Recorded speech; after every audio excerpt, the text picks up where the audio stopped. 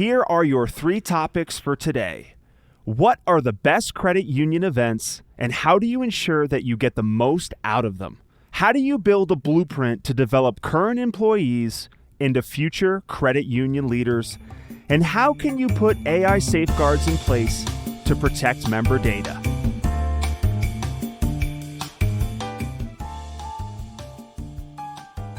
Welcome to Grow Your Credit Union. I am your host, Joshua Barkley, and I am with the Talk of Texas, the DeFi Queen, my co-host, Becky Reed. Howdy, y'all. All right, Becky, let's get into our discussion.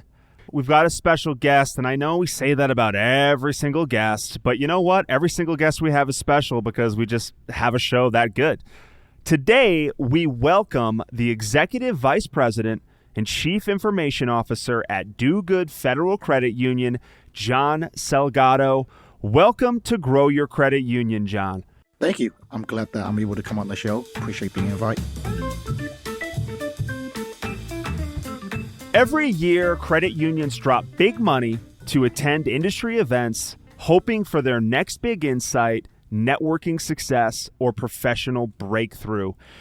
Yet many events don't deliver on any of these promises, and they often turn into an expensive excuse to drink margaritas with colleagues you've known for ages. Now, Becky, I'm not against drinking margaritas with colleagues, but for those among us who want to maximize their event budget, they can't blindly treat every single one of these events like they're equal. They need to pick the right ones, and they need to have a strategy in place before they attend. All right, John, let's address the costly elephant in the room standing next to a $5,000 vendor booth. What are your favorite credit union-related events, and how do you get the most out of them? One of my favorite events, I would say, is events that I'm able to network and spend time with my colleague. Like some of the event that I like going to is like Correlation Client Conference, any kind of like security seminar or security roadshows. What I'd say is like they bring out the money, right? You're spending so much money on those kind of conferences and you're able to get something out of it. But the best one that I can come to mind, it has been like 5 or 7 years. When I took over collection, I was able to go to a collection conference in Vegas, and it was pretty pricey, but what I got out of it is that they put us all into one room for one session, and it was like 2 hours, and we were able to talk with each one of us. Everybody was able to talk and communicate and bring up stuff like industrial trend, best practices, and we were just able to throw out ideas and topic for 2 hours and pick people that who've been doing collection for like 20, 30 years in a room, which was great. Like for somebody who barely took collection over for 3 months, it was just like, like knowledge just coming at me kind of thing. And those are the kind of conferences that I like. And, I always tell my colleague or people that report to me when they go to the conference, I was like, look, the sessions will give you knowledge and the session will give you things that you don't know about. But the most important piece is at breakfast or lunch or dinner when you're doing it, talk to those other credit union, treat your business card, make sure that you're able to network with them and get to know them, ask them what their pain is or what they are experiencing. That way you can kind of share that pain with them or give them the solution. Again, we're all working in the industry that talk about people helping people, right? That's one way we can contribute to the industry. Becky, what are your favorite events, and tell me how I can get the most out of them, because a lot of them, snooze fests. I've heard it all before type of deals, Well, it can't be much of a snooze fest if you're drinking a margarita. I mean, so like John said, I think that one of the keys to going to conferences is to network with people that you can connect to afterward, particularly if it relates to something specific that you're doing. So if you can relate to somebody in your same role at another credit union, or, maybe they have engaged with a vendor that you're looking at, or maybe they've gone through a process or something that you're about to go through, so that you can reach out and get that knowledge or get that coaching or get that expertise from somebody you've met at a conference. And I think, there's many, of course, that are just really, really great. And there are others that are just not that great because maybe the content is not good or it's very repetitive. But some that I can name that I think are pretty fantastic. The Correlation Users Conference is, of course, really, really great. And we've seen that grow, since Correlation has grown. The Jack Henry event, too, is generally great. Also, I've heard, I actually haven't been to that one, but I know a lot of Scimitar clients that say that one's pretty fantastic. The NACUSO conference, of course, and I'm a little bit biased because I'm the board chairman for NACUSO, but that one gets raving reviews for the networking opportunities and the emerging technology that is always there. CU Leadership is really great for board members, and the CU Relevant conference is pretty incredible, a newer conference on the circuit that is really trying to make some waves as it relates to credit union relevance. So those are a few, and all of them have margaritas, Joshua. I want to ask you about pre-event strategy. Why am I really going to this event? What am I really trying to get out of this event? Who are the people I'm really trying to connect with? I have to admit that oftentimes I've kind of gone blindly. So let's start with you, John. Let's talk about sort of what is your mindset or strategy pre-event? How can somebody go into an event and feel like they know what they need to get out of it?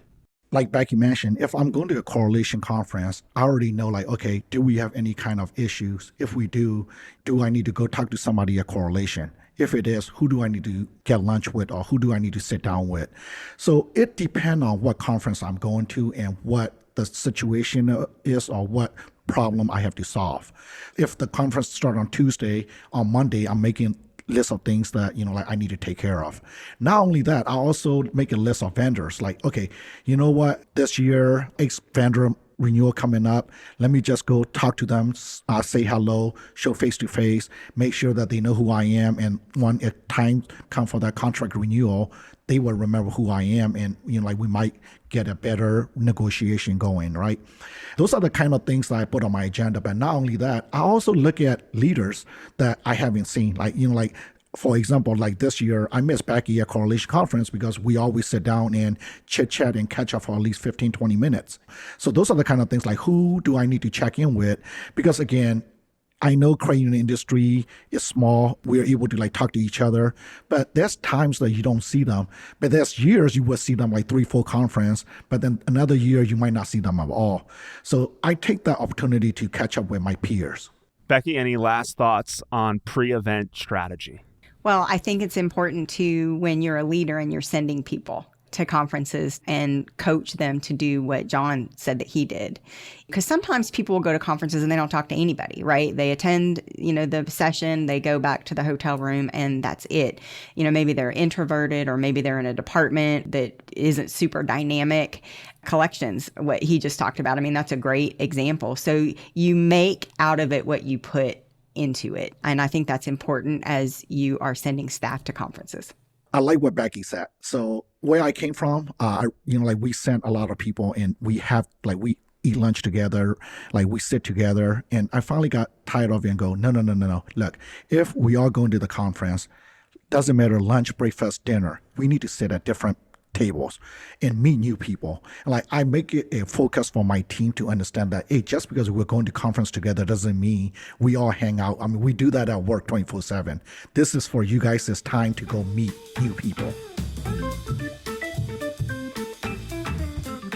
This one is this is an oldie. It's a challenge that has existed since the dawn of credit unions, developing current employees into future leaders.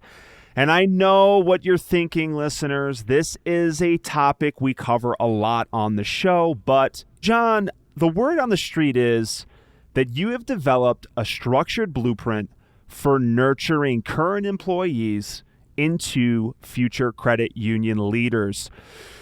Could you break it down a little more for our listeners? What is your blueprint? That's a great question. And I'm not going to take all the credit, right? My blueprint worked because the employees that I was able to hire. First of all, when I'm looking for employee, I learned that you have to look outside the specialty. So, one of the things that I done recently or in the past is we need somebody in IT. I don't look just who has IT background or who has IT skills. I start looking for those hidden gems. So like, for example, one of my really good employee, she came from call center. She didn't have any IT background. She didn't want to do IT. I asked her, like, just give it a try. Try 1 week. If you don't like it, I put you back in the call center. She tried it. She loved it. She even changed her major from becoming a law enforcement to now doing IT. But those are the hidden gem. And not only that, when you're looking at that hidden gem, you also got to make sure that they have the drive, they have the work ethic. And another thing is, this has been said over and over when it comes to management: hire smart people and get out of their way. I really believe that. So like, when you hire them, give them the runway, let them spread their wings, let them try it out. I'm one of those leaders that I trust but verify. But that doesn't mean that if they make a mistake on the first time, like I slapped their wrist or anything like that. We just go, all right, let's see what happened. Let's look at it. Can we go in and see what we did wrong? And, there's no I, it's we, because again, they're doing it and I'm part of it. And it's my fault that they did it wrong because I didn't coach them enough, or I didn't give them the material, or I didn't give them the resources, right? So again, the whole point of, like coaching somebody and mentoring somebody and giving them that runway is very important. And a lot of people scared of failure, like, oh, we did it wrong. It's like, no, we didn't. That's nothing wrong. As long as you learn from it, make sure that whatever you did wrong, you don't do it again next time. Learn from that past experience. So, again, as leaders, we just got to be able to be like, let them go, let them spread their wings, especially if they're up and coming and they have never done something. That is the perfect opportunity for you to give them a chance to actually take those on. So like, I always give my brand new leader projects and let them go and handle it A to Z. And my thing is, hey, I'm always here. My door is always open 24/7. And it's not that I don't want to do the job. I want to do the job. I've done it, but I want to give you that opportunity so that you could do it. Becky, how do you handle a situation where you see potential in somebody, but it's in a different seat? It's not even where they're at right now. And then how do you handle the pushback, as John said, of somebody saying, I don't know, Becky, I don't know about that? I tend to do what John just described, and I hire or I promote because of potential that I see. And instead of just hiring somebody based on a skill set that is on their resume or based on other things that I have seen them do. Back in the day, and I say this back in the day, this was 10 years ago and longer, in order to be a teller in a financial institution, that is an entry-level job. And tellers don't much exist anymore. They're universal employees these days. But in order to be a teller at a bank, when I first applied to a bank as a bank teller in the 80s, you had to have 5 years of teller experience in order to get hired as a teller. It's like, really? That's not a skill you can teach. You really have to hire people for attitude. You have to hire for aptitude. You have to hire for culture fit. You have to hire for their cognitive ability, their ability to solve problems. And there's no better way to assess all of those things than by watching someone work in an existing position at the credit union. And a lot of times, if you've been around long enough, you see certain things in that person that are applicable to a role that maybe they hadn't considered. I mean, obviously, if she had never worked in IT, she had absolutely no idea what an IT role would look like and why her skill set might match that. So you have to sit down and talk to that employee and say, help me understand what your career path is. What are you looking to do? What do you like to do? And then you tell them what you see. And then you give them an opportunity to participate in that to see if they like it, to see if they do a good job. And one of the ways you can do that is get them involved in a project. Have them be part of a team that you bring them into so they can kind of pay attention to what other team members are doing while you're kind of coaching them, saying this could be something that you might consider as a career path. And I have actually done that. I have taken folks who thought they wanted to be in accounting and they ended up being in IT. I have coached folks that thought they were in operations, frontline operations, working in a retail environment, helping members, to a back office payments type of role. As a leader, I think it's just as important to identify and coach and guide as it is to lead. So the thing that I'm really learning amongst you two now is really the importance of just putting people in the right seats down the right path. Then from there, the nurturing can begin when they're in a place where they want to be, where they want to do good, where they want to learn, where they can excel. Well, if you give people an opportunity to choose what they do, you'll find out what they would rather do. There's a lot of emphasis, especially on people who are starting their careers, that they have to find their passion, right? They have to figure out what makes them tick and what, gives them joy. And for a 22-year-old or a 25-year-old that is just starting their career, that is kind of a daunting thing, because they're like, how can accounting be my passion? That doesn't make any sense to me. And, climbing mountains and planting flowers is my passion, not accounting. And so, but, they have to have an opportunity to work in it. I think most of us who have ended up where we are, John probably can attest to this. None of us sat there at 22 years old and go, oh, I want to be a credit union IT person. That's not what you do. And so you kind of have to work at it a little bit, and then you figure out, I'm kind of good at this, and I'm motivated to do it, and then you kind of learn to love it. And I agree with Becky. Like, I would not be where I am if it wasn't for my first CEO. I was in a teller training for 2 weeks. He always come down and talk to new employees. And he questioned it. Like, nobody ever questioned me. I'm 18-year-old, right? Sitting in that new hiring room with, like 20 more people. And he went around the room asking what they want to be. And he's like, what do you want to be? I'm like, I don't know, maybe IT manager. And he's like, why? Why don't you want to be me? I was like, well, you're a CEO. I can't be a CEO. And that one conversation right there, where he tell me that, he did the same thing I did, going to junior college, going to Cal State Long Beach, and then doing the MBA while working full time. He was like, look, if I can do it, you can do it. He was like, don't sell yourself short. Like, go for that big seat. And, ever since then, something just clicked and go, I want to be the CEO. You need people that tell you what you can do, because a lot of us doesn't want to strive for that top seat because we're afraid that we're going to fail. Artificial intelligence, it's the hottest topic in the world, but we're not here to make future predictions. We're here to talk about how to use AI in a safe and responsible manner. And I say that because in December of 2023, the Financial Stability Oversight Council, very, very groovy bunch of people, by the way, they identified the use of artificial intelligence as a significant vulnerability within the financial system.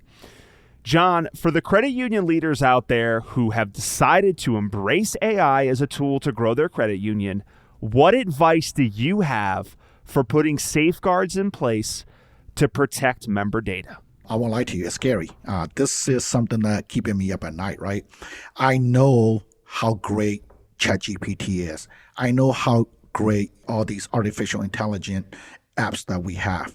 We don't have the economy of skills to have our own artificial intelligence and machine learning and the algorithm and, like the teaching the AI and just for the credit union or just for us, right? We're using a public AI. So because of that, like even here, we started using ChatGPT literally 3 months ago, but we tell them, guess what? You can only use it on your iPad.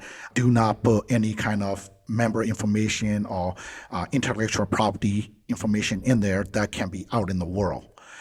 It's going to be give and take. We are looking at doing about 4 or 5 projects that in the pipeline that involve artificial intelligence. But our worry is, can we get our own? Can we get something that's just for us, that doesn't give it to the rest of the world? So it's that balance that we're trying to reach. And, I wish we are a big corporation where we can have our own AI so that we can just feed it and we can just teach it and we don't have to worry about somebody using our idea or somebody stealing our member information, right? You don't want one of our employee typing in Joe Smith, social security is this, like they make this much money and this is their 10 transaction. And then all of a sudden somebody else looking for the same thing and here it is out in the world.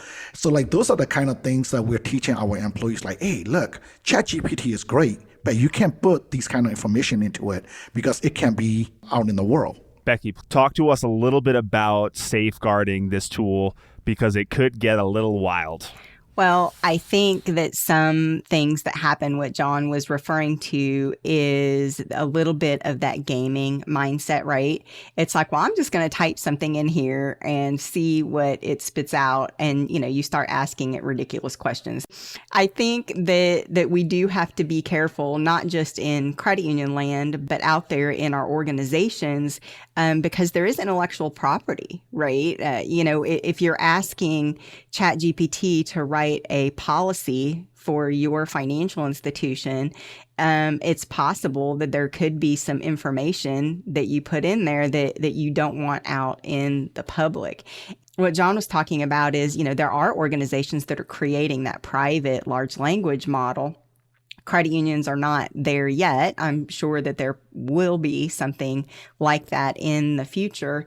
But, AI is just a very interesting thing. There are, unfortunately, a lot of bad guys that are taking advantage of the fact that you can do things a lot cheaper, faster, and appear more authentic with, these deep fakes that are happening. And it's just scary. So you almost have to have AI to combat AI right now. And that's kind of the place where we are at. But helping our employees and our members understand that these techniques, unfortunately being used for ill will or bad things, are happening. I want to double down. You both mentioned this, the employee component of this, right? Because your employees are going to be using this tool. And John, you mentioned the sensitivity of the information. So my question, let's start with you, is around how are you training your employees right now in terms of teaching them how to use this tool, but then making sure that they don't actually put sensitive information into the tool? And then on top of that, do you have punitive measures in place? Meaning, like, are you going to train me how to use it? And then what if you find out that I've been putting like account numbers in there and like really sensitive information? Like, how are you going about training and sort of disciplining your employees around the use of AI? That's the scary part, right? So because of that, right now we have our officers and leadership team and mid-level manager using it on their iPad. There's no way for me to check that, right? What you put in ChatGPT, I have no idea what they put in. What I can do is I can ask questions and see if our intellectual property will come up. Like Becky said, you can type and search for things and see what ChatGPT will spit out, right? But our stance is that we have our officer meeting monthly. We talk about like, hey, this is how you use it. Make sure you don't do X, Y, and Z. And that is the extent that we can go. I mean, at the end of the day, they can go home and use their browser and go to ChatGPT and type in stuff, right? So there's not that much control that we can do. And this is where the scary thought is. And this is why when we have our C-level meetings, this is what we talk about. Like, we need to get ahead of it. Like Becky mentioned, we need our own AI with our own LLM where we can teach that AI so that it's inside our organization, inside our network, and that it doesn't get out. But the problem is to get that something like that. I mean, I reached out to OpenAI, and they laughed at me because we weren't big enough, But down the line, we need that. I don't know if we need to pull credit union together and get our own, but something has to give because we're behind the 8 ball and we need to get in that market or we need to get in that technology. Becky, any last thoughts? Well, I think that is certainly key. We're still really early in this paradigm shift, right? But the use case in the financial industry is quite great and quite good. There's a lot of opportunity there. And because frankly, a lot of the things that we do are repetitive and just require some really good analytics to spit out some really awesome solutions. So I foresee a time when we will have a credit union centric large language model that we can feed anonymized data into and be able to do some pretty awesome industry analytic and predictive analytic solutioning. But just like Spider-Man's uncle said, right? With great power comes great responsibility. All right, Becky, that is one heck of a way to end that segment. That brings us to the end of the show. John, do you have anything that you would like to plug? Any events coming up? Any initiatives that you just want to put out there in the world? No, I mean, the next event that I'm actually attending to is going to be the security conference that Pure IT put together in Newport Beach. That's a great one. Usually, I try to stick to core conferences, security conference, because again, security keep me up at night. And then any kind of like a growth conference where I'm able to personally grow. Anything that has to do with leadership, anything that has to do with management, things like that. How can people get a hold of you, John, if they're listening and they're saying to themselves, you know, I really want to get a hold of this John Salgado guy? How can they get in touch with you? What's the best way? The best way would be my LinkedIn. I'm very active on my LinkedIn. So John Salgado, my LinkedIn page is right there. And just send me a message, drop me a message, and I usually will jump back on it. Awesome. Becky, let's talk about you. You've been traveling the world, or so it seems. Let everybody know what you're up to, initiatives, any plugs you want to throw out there in the world. Let's see. I'm going to be at the Southern California Credit Union Association conference at the end of June, and depending on when this airs. But I will also be at the CU Relevant conference. Myself and Ann Legg are going to be doing a workshop, kind of like what John talked about, where it's very interactive, and we're going to help credit union leaders create a digital roadmap that they can present to their executive team or their board.